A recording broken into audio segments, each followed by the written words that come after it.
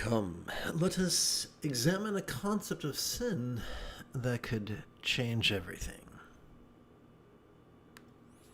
Whoops, wrong button. This morning's lesson is drawn from a good-hearted question found on Reddit. A question that begins: are all sins an attempt to fill a void? This reminds me of a dinner party I once threw where some guy showed up and decided to hijack all the conversations with pseudo-spiritual exercises. This is the type of question that's self-important to ask. Now, I'm not saying the person who wrote this question is self-important, but that the person that they're referencing most certainly is. Let's continue. I recently came across this quote attributed to Simon Well. I can't stop thinking about it. All sins are attempts to fill voids. Well, that sounds like the premise for an off-color joke if you ask me. I've tried to think of misbehaviors or unethical actions that people commonly commit, and I feel like they consistently link back to filling a void. Ergo, compensating for some self-esteem issue,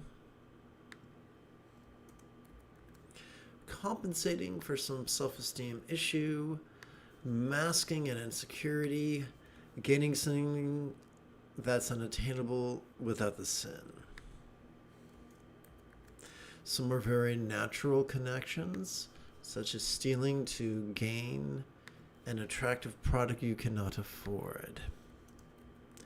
Others are less obvious, like feeling jealous, hateful, lying due to an insecurity. But I can't think of many clear examples that contradict the quote. The motivations for even very severe sins are frequently related to addressing emotional voids too, like murder following an attack on a person's sense of pride or ego. Is this just blatantly obvious to other people? Or does the quote resonate with you in some meaningful way? I have been reevaluating my life, and based on the quote, and thinking of ways to strengthen my awareness and vulnerability to the voids in my life. I look forward to addressing this right now. What is sin? Well, sin is translated from Koine Greek, and it can be retranslated in contemporary English as simply missing the mark. That begs the question, whose mark are we trying to meet?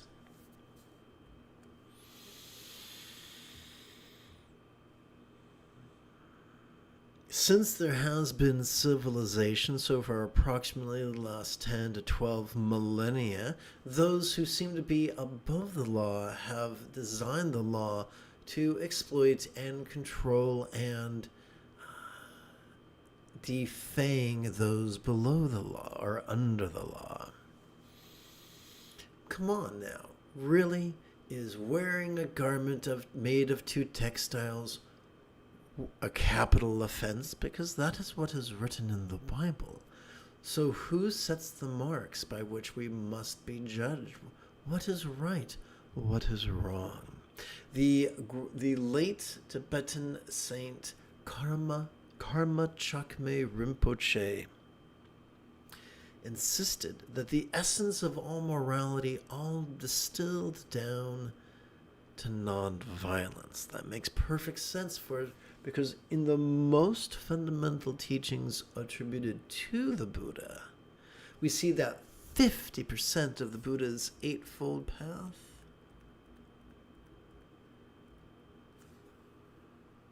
pertains to loving kindness.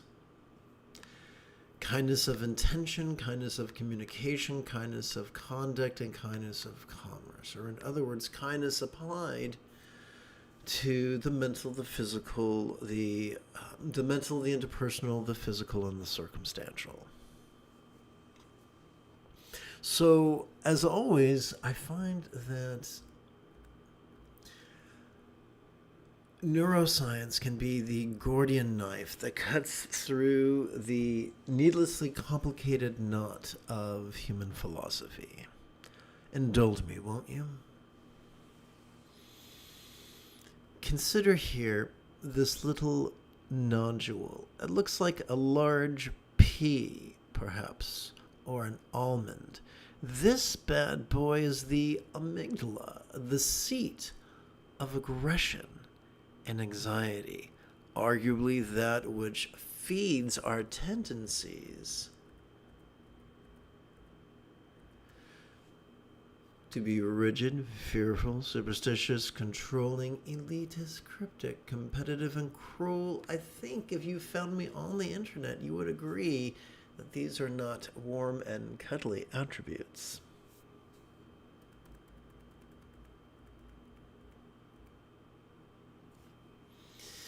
Now, let's look at this gargantuan thing over here that kind of looks like a backwards letter C. The big kids call this the anterior cingulate gyrus. It functions as the hub of our mirror neurons, the seat of empathy and compassion and love.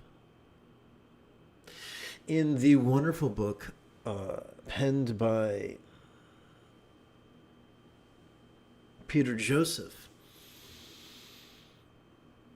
peer-reviewed studies have demonstrated that it is circumstance that triggers our amygdala or triggers our anterior cingulate gyrus. And often circumstances are out of our control. So there is a huge payoff sociologically to move away from a predatory system and a competitive system, and instead move towards a cooperative system, a compassionate system. Peer-reviewed studies have consistently shown the more secure people are, the less cruel they are, and the more kind they are, the more apt they are, the less they are prone to compete, and the more prone they are to cooperate. Competition is the least efficient way for people to interact. Cooperation is the most efficient way. Well, but most of us are not heads of state or omnipotent beings. So how about us, workaday slobs who can't control our circumstances or our body or our relationships or even our mind? What can we do to be less controlled by aggression and anxiety and more controlled by empathy and love and compassion? Well, here's the funny thing. When we indulge our controlling tendencies to actively concentrate or actively analyze, prolonged overuse of the prefrontal cortex will trigger our amygdala. However,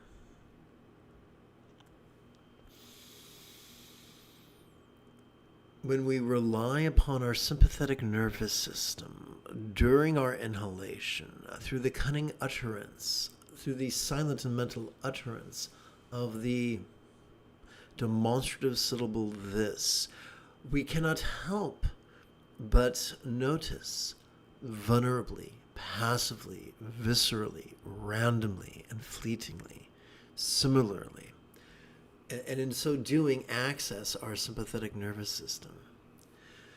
When during our exhalation we silently, mentally, and passively recite the one-syllable verb ease, we cannot help but access our parasympathetic nervous system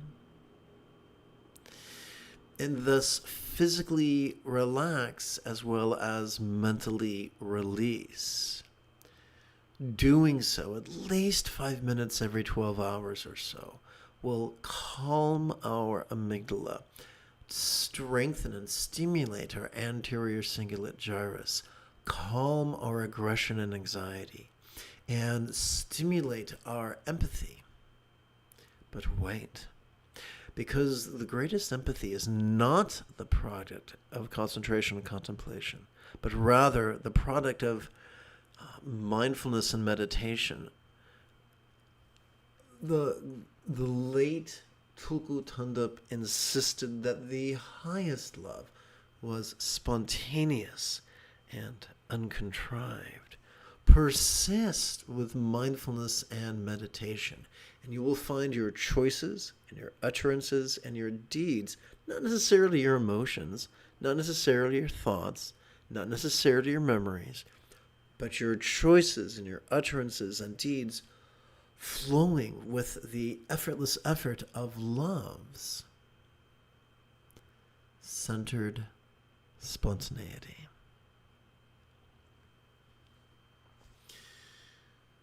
So let's tie this up in a nice red bow. What is sin? And I don't care for the word. Cruelty.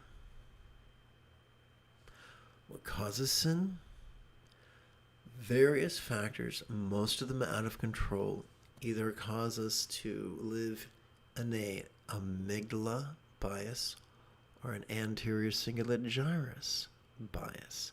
Although you and I are not all beings, master of time, space, and dimension, there are some things we can do to be less rigid and less controlling and more flexible and more laid back and more loving.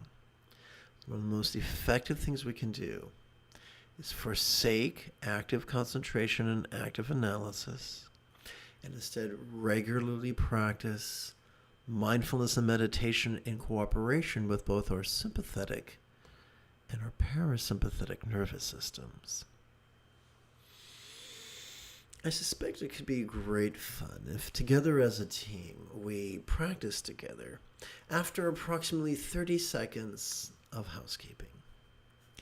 This is Lama Jigme Gyatso of the Buddha Joy Meditation School.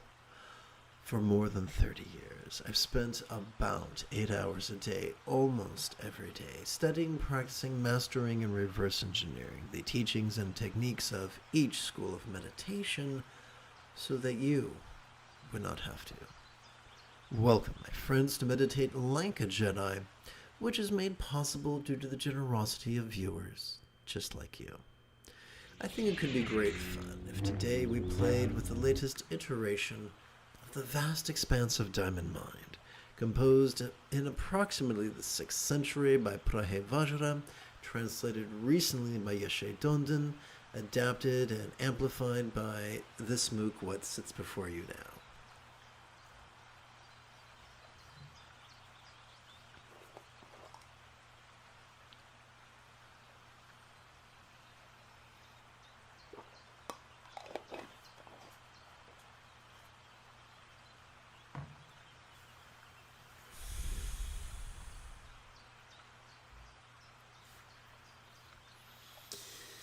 Together as a team. Oops, one moment.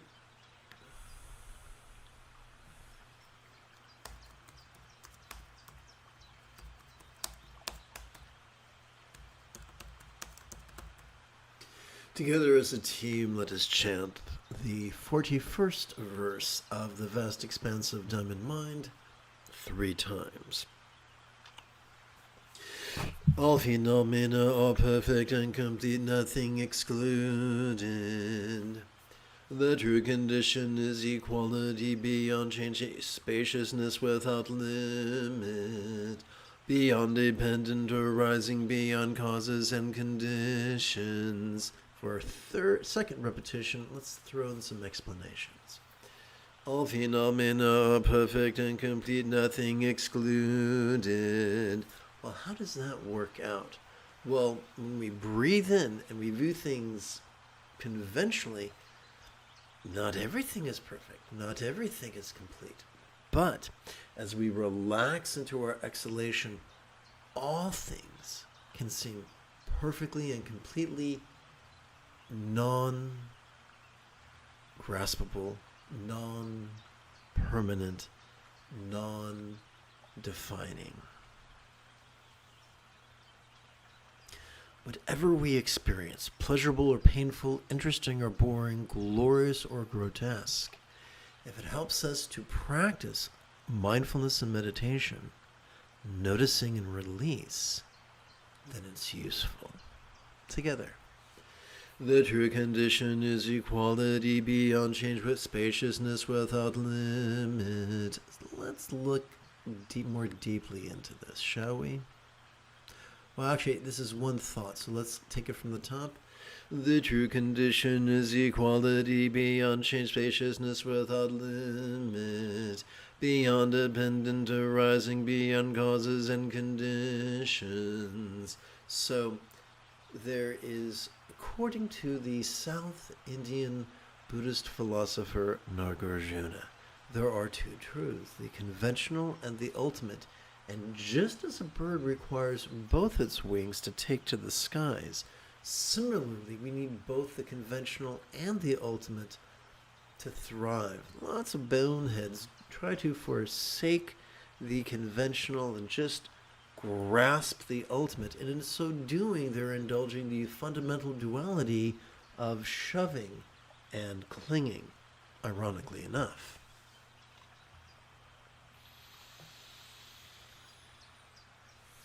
So, as we breathe in, vulnerably, passively, viscerally, and randomly, freed from the prison cell of concentration, where everything strives to reduce to a single point, a singularity, if you wish, freed from concentration, relaxing in passive awareness, we experience the opposite of concentration, which is the opposite of compression, which is spaciousness, the freedom to observe spontaneously.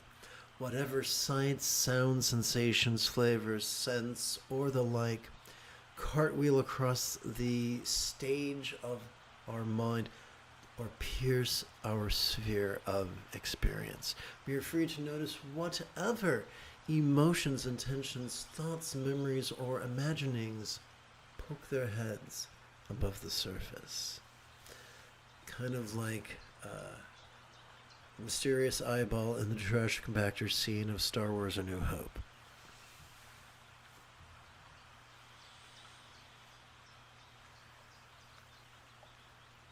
Regardless of causes and conditions, regardless of complex theologies, mythologies grown complex from their literal disposition. Every time we relax, whatever we perceive during our previous inhalation is always less graspable, always less permanent, always less defining, or so it seems. There's so much you and I cannot control. We cannot control the weather. We cannot control the dynamics of celestial bodies.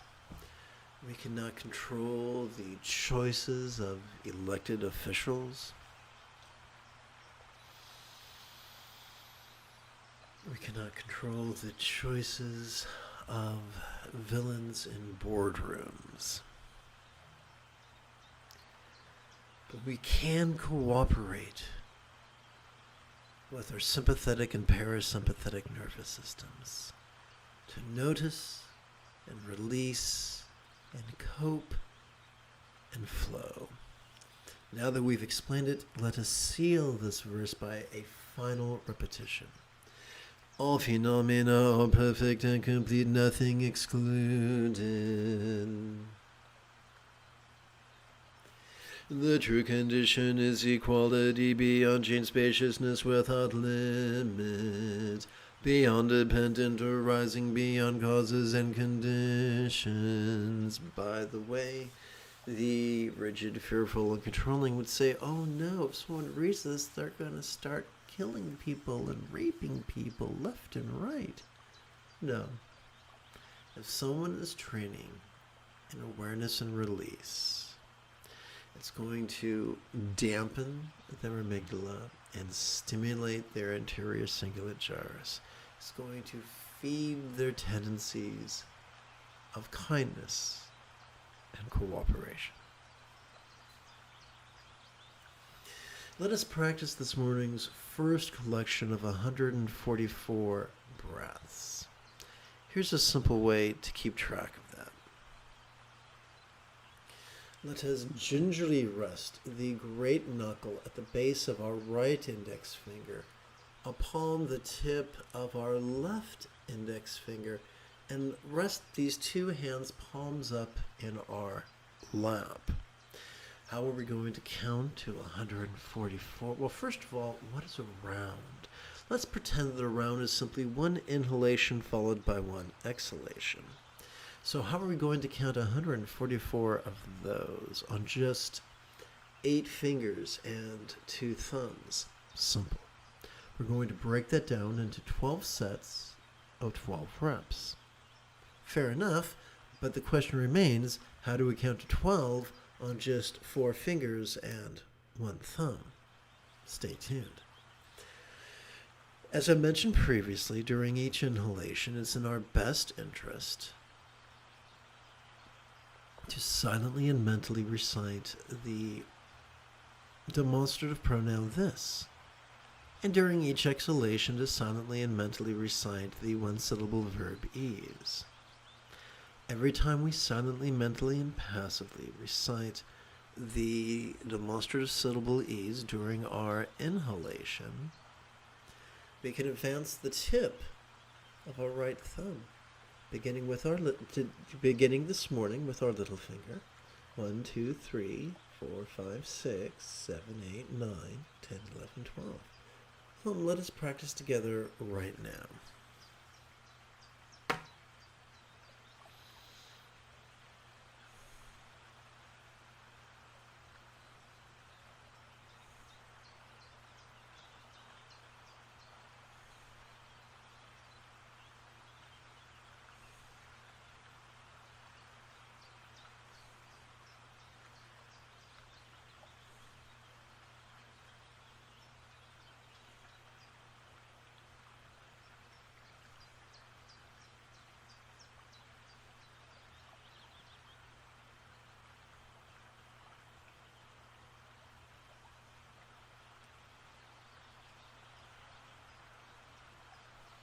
All right, we've learned how to count one set of 12 repetitions or rounds.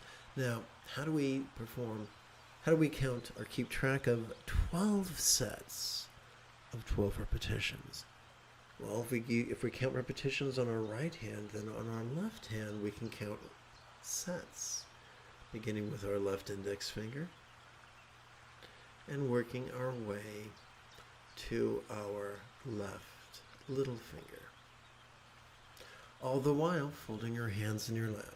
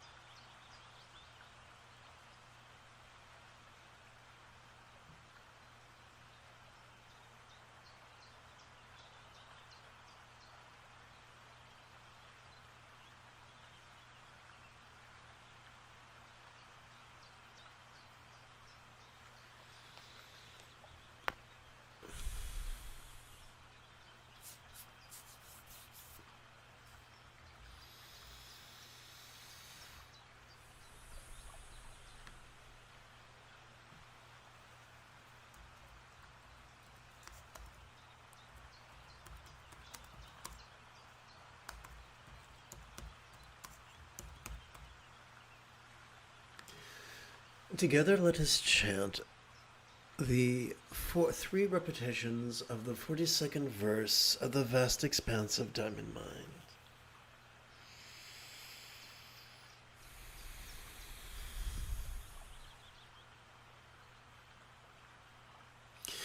Incomparable wisdom alone knows the blissful continuum of self-perfection. The domain of the ultimately real, which does not arise from extraneous causes and conditions.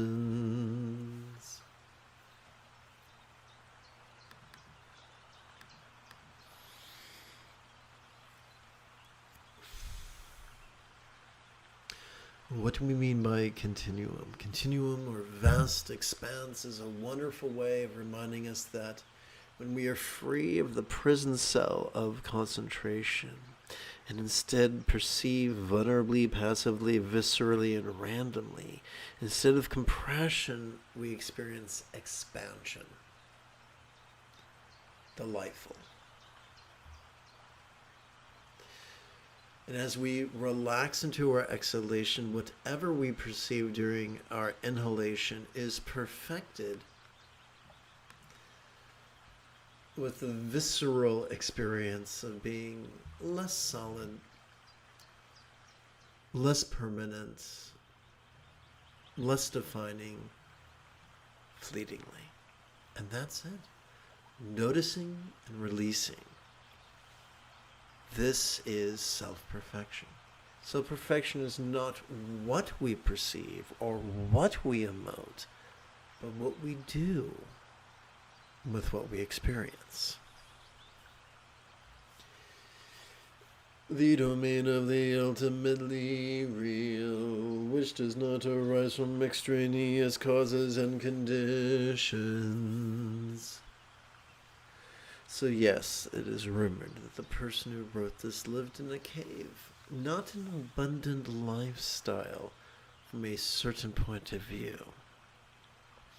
And yet, despite a profoundly humble existence, he experienced great freedom and peace and joy. That is what's available to us through the regular practice of these techniques. Incomparable wisdom alone knows the blissful continuum of self-perfection, the domain of the ultimately real, which does not arise from extraneous causes and conditions.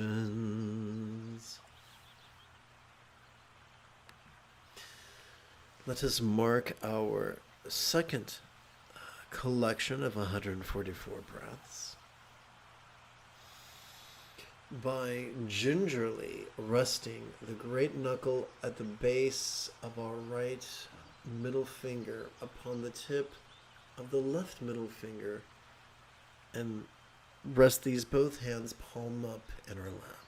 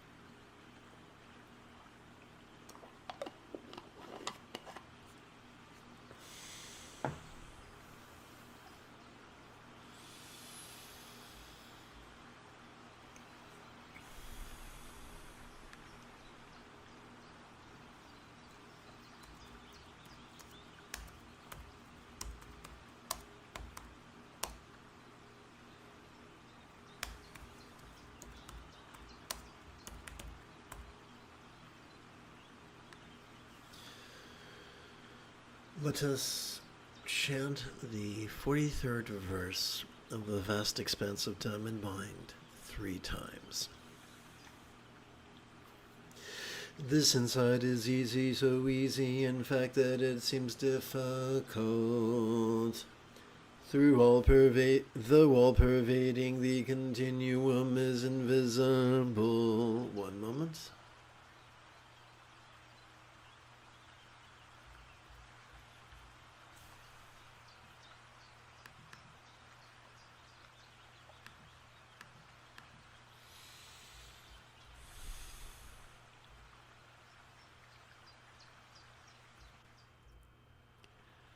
Okay, here we are.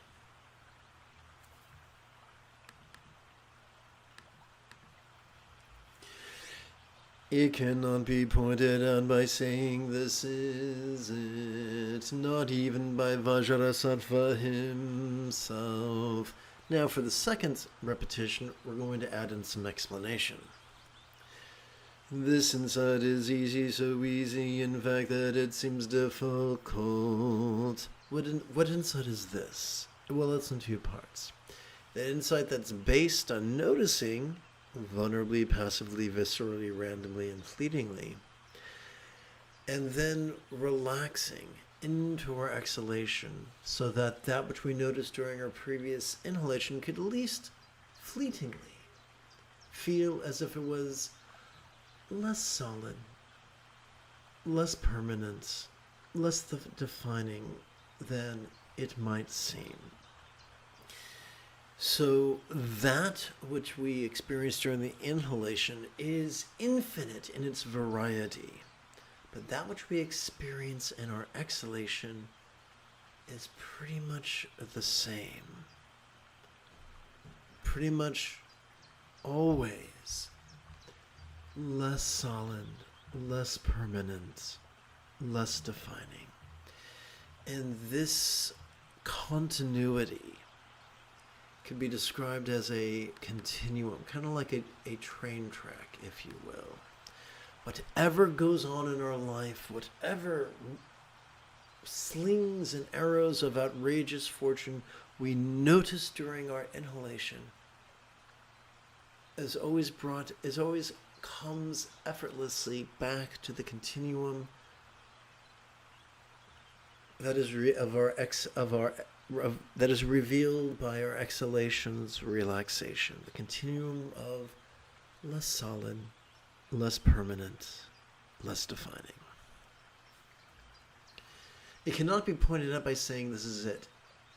This continuum is not the product of blind faith.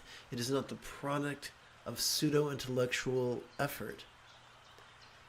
It is the product of cooperating with the natural processes latent within our central nervous system. It cannot be, there are no Cliff's Notes. There is no Apostles' Creed of things to believe. It cannot be pointed out even by Vajrasattva himself. Who is this Vajrasattva? Who is this diamond mind? Diamond mind is not to be thought of as a real entity of flesh, blood, and bone, or a celestial entity, real or imagined, but merely an archetype whose circumstance reminds us of that which is appearing yet non-graspable, whose body reminds us of that which is sensual yet non-graspable, whose experience of the interpersonal reminds us of that which is resounding yet non-graspable, whose experience of perception, emotion, intention, thought, memory, and imagining reminds us of that which is lucid yet non-graspable. And now that we've explained it, let us perform our final simple recitation of the verse. This insight is easy, so easy, in fact, that it seems difficult. Though all-pervading, the continuum is invisible. It cannot be pointed out by saying this isn't, not even by Vajrasattva himself. So, in the custom, in the culture in which the author of this text was raised, a very popular practice was Vajrasattva. In the Vajrasattva tantras of Mahayoga, visualization and invocation, Anu Yoga, channels, winds and drops, and Anta Yoga, awareness and release, were taught and practiced. This author, who is the founder of Dzogchen from a certain point of view, a great reformer of Buddhism, taught that everything else is extraneous, and all we need is awareness and release. And so, because Vajrasattva, or Diamond Mind, was already a staple of his culture, he used this staple of his culture as a metaphor.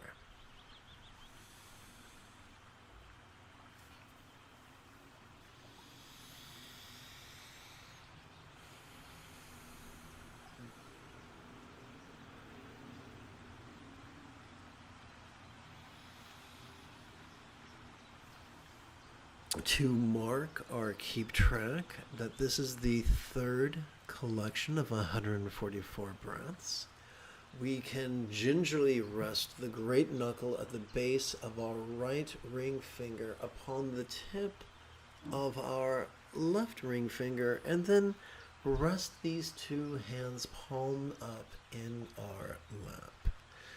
Doing this, you might feel sensations behind your navel. Oopsie, you couldn't see my pointer, could you? Let's try that again. Here we go.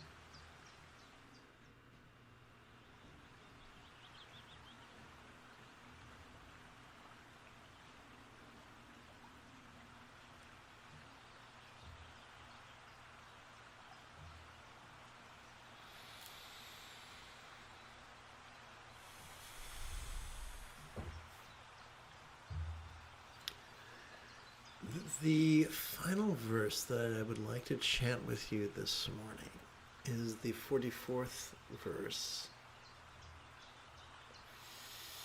of the vast expanse of Diamond Mind.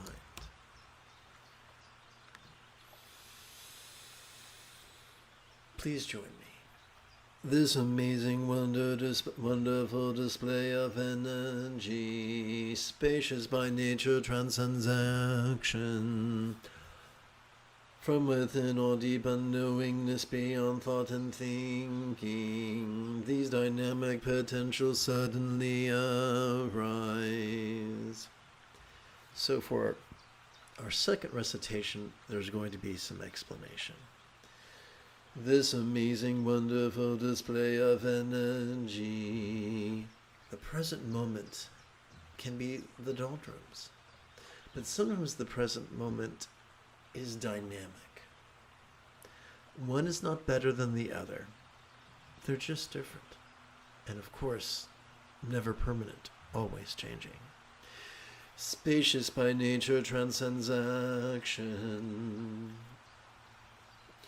Nature resists concentration, but cooperates with mindfulness, vulnerable, passive, visceral, random, and fleeting.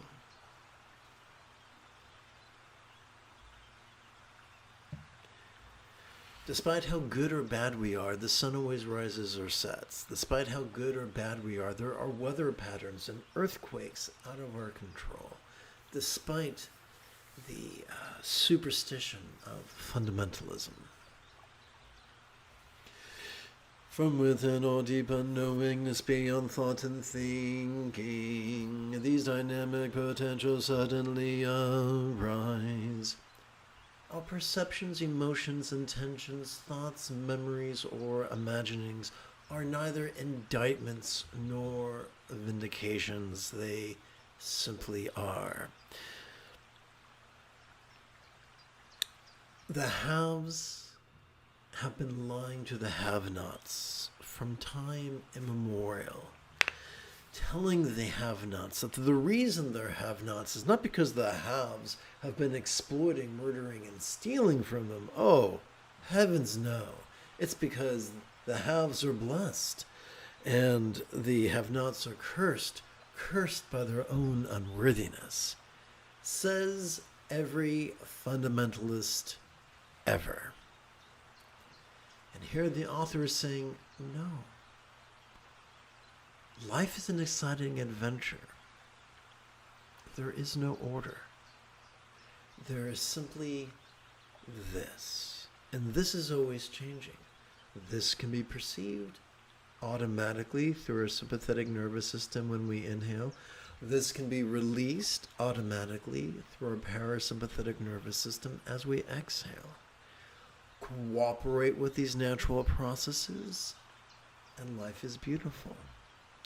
Resist these natural processes, and life becomes miserable.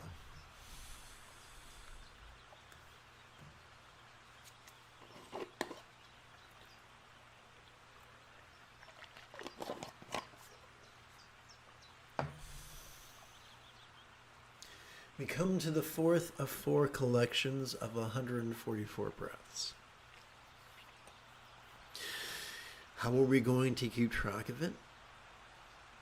By gingerly resting the great knuckle at the base of our right little finger upon the tip of our left little finger, and then resting these two hands palms up in our lap. Doing so, you may feel what could be subtle energy. You may feel what could be subtle energies coalescing in your lower abdomen.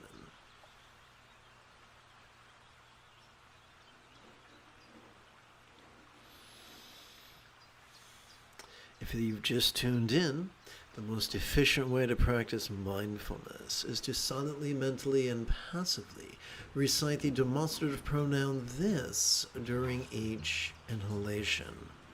Similarly, the most efficient way of practicing meditation is to silently, mentally, and passively Recite the one-syllable verb ease during each exhalation.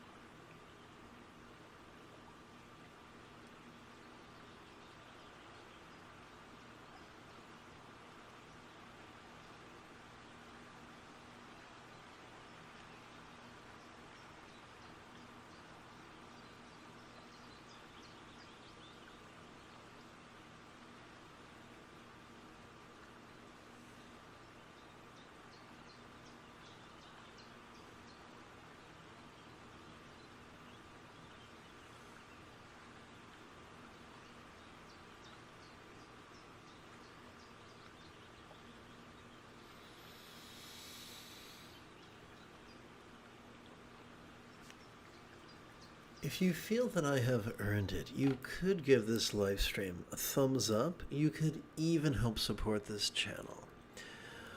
In approximately 10 and a third hours, I would very much like to return to lead this evening's meditation class and group practice. And if you are as geeky as me, may the Force be with you always.